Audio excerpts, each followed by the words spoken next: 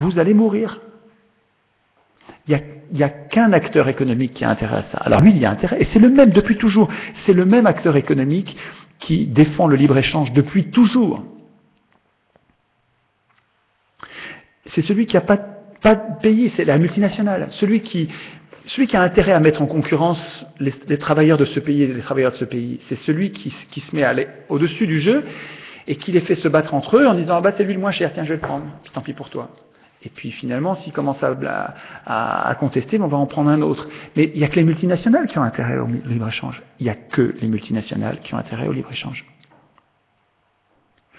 Or, ce sont les multinationales qui ont voulu relire Agnès Lacroix-Riz depuis les années 20, et même ça remonte avant, mais depuis les années 20 c'est limpide, le projet européen, il date de l'avant Deuxième Guerre mondiale, bien avant. Le projet européen, mais c'est pas un projet populaire, hein, c'est un projet de cartel. On ne les appelait pas multinationales, on les appelait des cartels. Mais c'est des multinationales. Le projet européen. Le libre-échange, les grands marchés là, c'est un projet de multinationales. Et l'Union européenne, elle a été voulue par des multinationales. C'est cohérent tout ça. Mais c'est totalement antisocial. Mais ça se voit aujourd'hui. Là, ce que dit Frédéric Lordon sur la destruction de nos économies par la liberté d'établissement et la liberté de circulation des capitaux, c'est très bien fait. Il le dit très bien. Alors, sur le protectionnisme, souvent je ne le prends pas parce qu'il est lourd. Là, aujourd'hui, je ne sais pas pourquoi ça m'a pris, mais c'est un bon bouquin. Un bouquin d'un gars qui s'appelle List. Son bouquin s'appelle Système national d'économie politique. C'est quelqu'un qui défend le protectionnisme. Et il le défend bien. C'est un bouquin qui a été préfacé par Todd. Emmanuel Todd, vous savez, qui est un des défenseurs ardents et passionnants du protectionnisme. Et le protectionnisme, ça n'est pas la caricature qu'en font les adeptes du libre-échange. Bien sûr, eux, ils ont intérêt à caricaturer le truc en disant « Vous êtes repliés sur vous-même, vous êtes nationaliste, vous êtes xénophobe, vous voulez l'autarcie. » Pas du tout. Personne n'est assez bête pour vouloir un système aussi bête. C'est pas du tout ça. Le protectionnisme, c'est bien plus simple. Le protectionnisme, ça consiste simplement à imposer un échange équitable. Alors, au passage, il y a un lien avec la monnaie. Écoutez bien ça, c'est super important, tiens ça. Je ne parle pas en conférence, pourtant c'est super important. Il y a un lien direct entre les déséquilibres des balances commerciales et la dégradation de nos monnaies. Quand vous achetez plus à l'extérieur que vous ne vendez, quand vous avez une balance commerciale en déséquilibre, vous n'arrivez pas à produire suffisamment pour vous payer les produits dont vous avez envie à l'extérieur, votre monnaie se dégrade de façon inévitable. Et Keynes suggérait de façon très astucieuse une idée qui a été d'ailleurs défendue dans la charte de la Havane et qui malheureusement n'a pas été signée, mais qui était une vraie bonne proposition sociale. L'idée de Keynes, c'était de dire il faut que les échanges commerciaux soient équilibrés de force, de gré ou de force. C'est-à-dire qu'il faudrait que les États passent des accords entre eux en disant ok, on échange, mais on s'interdit, dans un sens comme dans l'autre, un déséquilibre. C'est-à-dire que le modèle que défendent les Allemands, qui consiste à dire allez, battez-vous pour la compétitivité et exportez le plus possible nous, faites comme nous, vous allez vous en sortir. Ça n'est pas transposable. Export-import, c'est à somme nulle. S'il y en a un qui exporte plus, il y en a un qui importe plus. S'il y en a un qui gagne, il y en a un autre qui perd. C'est pas généralisable. Le système qui consiste à se goinfrer en exportant plus, ça n'est pas généralisable. Ce qui est généralisable, ce qui serait généralisable, c'est l'organisation mondiale, ce serait celle qui consiste à, comme la charte de la Havane le prévoyait, d'imposer l'équilibre. C'est-à-dire que quand il y en a un qui exporte plus qu'il n'importe, on le taxe très lourdement, 200, 300, 400%. Il faut que ça lui passe vite. Vous le taxez, ça devient tellement cher que ça se calme.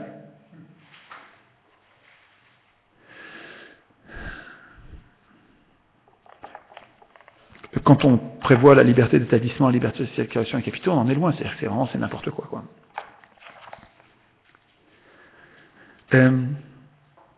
Donc, troisième point, en permettant la libre circulation des capitaux et la liberté d'établissement, l'Union européenne rend possible, nous condamne à la désindustrialisation et la dégradation de nos salaires et au chômage. Génial ça, non? Enfin, ça en fait déjà 3. Je trouve que c'est lourd, quoi. Hein. C'est les gars qui veulent rester là-dedans. Pourquoi, quoi? Hein?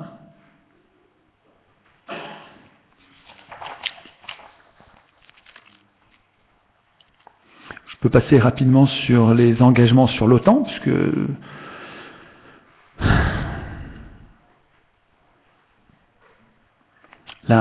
les institutions européennes, en fait, nous soumettent au commandement de l'OTAN. Bon, donc c'est complètement contradictoire avec la prétention de nous défendre, d'avoir un système qui nous défende. Le point suivant, méconnu. Vous allez voir réapparaître ce dont je vous parlais au début, c'était la séparation des pouvoirs.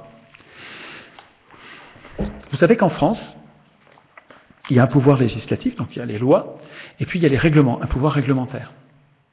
C'est-à-dire que l'exécutif, qui n'est plus un exécutif en France, qui s'appelle un gouvernement, a un pouvoir incroyable, révoltant, choquant.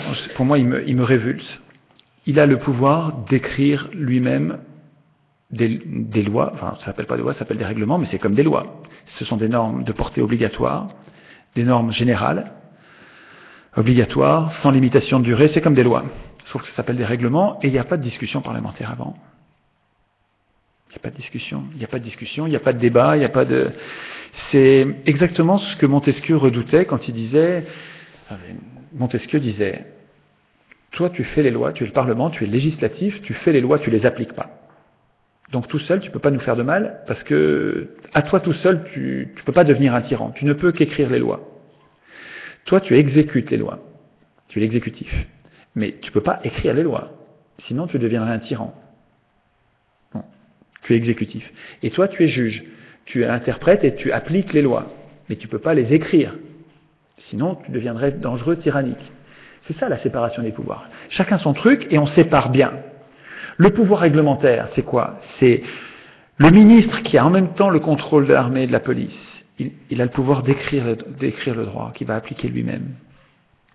C'est la confusion des pouvoirs. On y est déjà. On y est déjà dans la 5e. Et d'ailleurs, pendant le débat en 2005, les gens qui défendaient le traité me renvoyaient cet argument en disant, enfin, Chouard, vous êtes là à protester contre ce dont je vais vous parler dans les institutions européennes, en disant...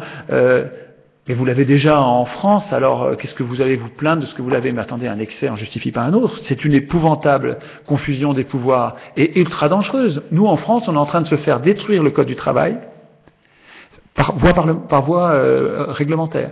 C'est-à-dire que c'est le gouvernement qui est en train de détruire par pan entier notre droit du travail.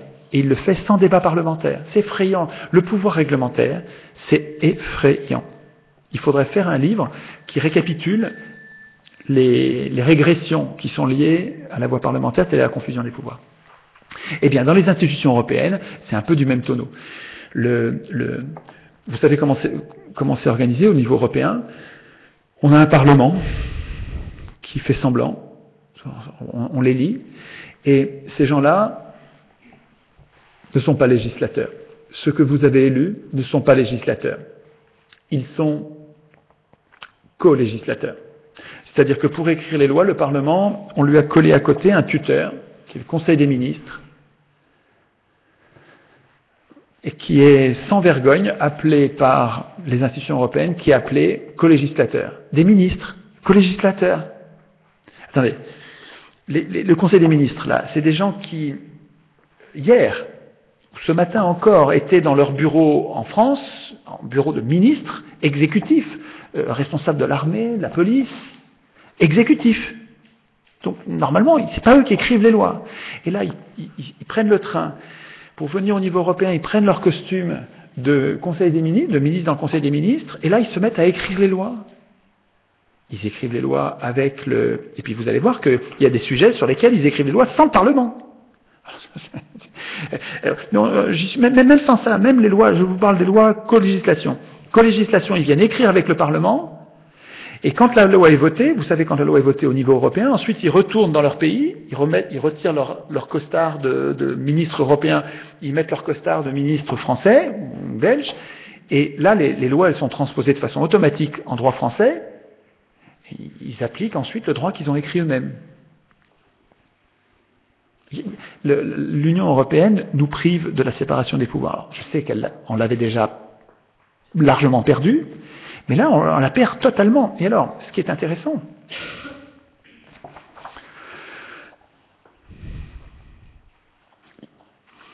et là, je vous mets les articles pour que vous puissiez vérifier par vous-même, c'est que dans les institutions européennes, il n'y a pas que la procédure législative ordinaire dont je viens de vous parler. Il y a des procédures législatives spéciales. Ça s'appelle comme ça. Des procédures législatives spéciales. Ça, c'est un mot qui sert à vous enfumer. Ça sert à ça. Je suis formel. Procédure législative spéciale, c'est un attrape-couillon. Un attrape-nigo. En quoi ça consiste, une procédure législative spéciale? Procédure législative spéciale. Ça consiste sur une série de domaines qui ne sont pas listés. Il n'y a pas de liste des points qui sont traités sous la procédure législative spéciale. Ce sont des points sur lesquels soit le Parlement décide seul avec un avis du Conseil des ministres, il n'y en a pas. Enfin, en tout cas, moi, dans les centaines d'articles, j'en ai pas trouvé un seul. De ce cas-là, où c'est le Parlement qui décide seul sans le Conseil des ministres. Soit d'autres cas, où c'est le Conseil des ministres qui décide seul, avec un avis non contraignant du Parlement. Ah oui. Et il n'y a pas la liste? Non, il n'y a pas la liste. Ah ouais. C'est peut-être parce que c'est pas important. Peut-être, on va chercher. On va chercher la liste.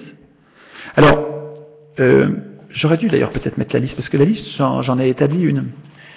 J'en ai trouvé, et elle est dans le document qui a tant tourné en 2005. Vous savez, quand vous faites choix sur Google, alors je ne sais pas si vous allez le trouver tout de suite, mais je l'ai mis dans les documents des conférences. Ça s'appelle « Une mauvaise constitution qui révèle un secret cancer de la démocratie ». C'est un long titre, c'était ma colère du moment. Et là-dedans, dans les notes, j'ai fait la liste des sujets des procédures législatives spéciales. Et là-dedans, vous trouvez des trucs sans importance, la concurrence, tout le droit de la concurrence. Ça, c'est pour le Parlement, non.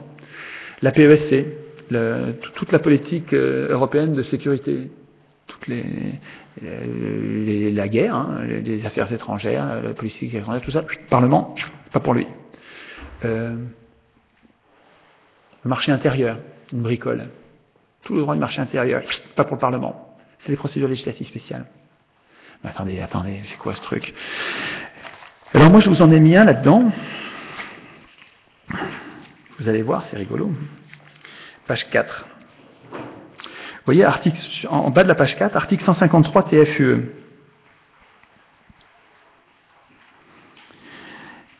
Alors, j'ai mis en noir les domaines qui sont concernés par des procédures législatives spéciales, mais vous allez voir comme c'est difficile à trouver. On s'en rend pas compte là. On voit, en vue de réaliser les objectifs visés à l'article 151, l'Union soutient et complète l'article 50, donc ça veut dire l'Union va s'occuper de la sécurité sociale et la protection sociale des travailleurs. La sécurité sociale et la protection sociale. C'est pas important ça? C'est pas bien que nos parlementaires ils s'occupent de ça, les gens qu'on élit? Pourquoi ils s'en occupent pas de ça? Ils vont peut-être trouver une explication. La protection des travailleurs en cas de résiliation de contrat de travail. C'est pas important ça? Ça vaut pas le coup que les parlementaires en discutent? Peut-être, je sais pas. La représentation et la défense collective des intérêts des travailleurs et des employeurs, y compris la cogestion sous réserve. Les conditions d'emploi des ressortissants des pays tiers se trouvant en séjour régulier